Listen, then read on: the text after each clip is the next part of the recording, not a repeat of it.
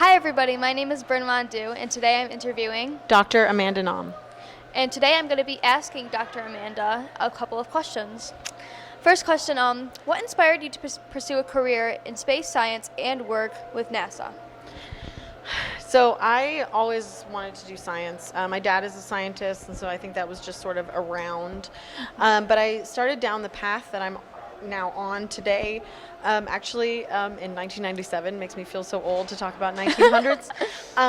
But we had NASA at the time had a Mars rover, and there were images on the news. You know, and I saw them, and it was I thought it was the first time we would ever seen images of another body. I learned later that was not true because we'd been, of course, to the moon. Yeah. But it was the most boring landscape you would ever see on Mars. But I was absolutely hooked. It was just fascinated. And so basically, since that time, I just wanted to be a planetary geologist. And I did a science camp for girls where I learned that it was actually a viable job. I went and got a few degrees in geology, had some jobs after graduate school, took some time off to figure out what I wanted to do, and then ended up at NASA, where I am today. Wow, that's awesome. It's actually really cool. Yeah. Why do you think it's important for NASA to engage with us, like the public, and students?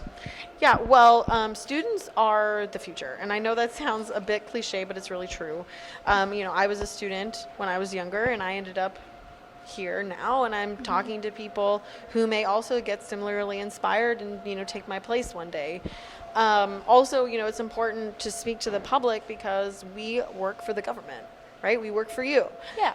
And so we need to make sure that you all understand what we're doing, how we're spending taxpayer money, and also get excited about it and understand that it's important so that we can continue to do what we're doing. Nice. Can you describe the primary objectives of the Europa Clipper mission? So Europa Clipper is a mission that will be going to Europa's launching in October of 2024, so this year. And its main goal is to determine whether or not Europa is habitable. So meaning, does it have ingredients for life? In order to do that, we have to understand things about, for example, the ice shell or the ocean, the composition of Europa at the surface and at depth, and just to see what the variations might be on the surface. All right. How does the Europa Clipper mission contribute to our understanding of the potential for life beyond Earth? So we only know how life works on Earth, right? And so if we had, for example, another data point, meaning life somewhere else, we could understand about how life works in general, but also use that to maybe help us understand things that we don't know about life here on Earth. So I think that's one way that it can help us understand Earth better. All right. What advice would you give to young women aspiring to careers in space exploration and STEM fields? So the great thing about space science and STEM is that it's becoming much more diverse than it used to be. Quite a lot of my colleagues are young females, and even 10 years ago that was not really the case in my position. And so, I would say the first thing is that you belong. You belong in STEM. Everybody belongs in STEM, right? We need your unique perspective. And, also don't let potentially being the only girl in your physics class, get in the way. You belong there. You have every right to be in that room just like everyone else there. So, it does kind of feel strange to be the only one in a space, but you have to feel the confidence to know that it is your space too.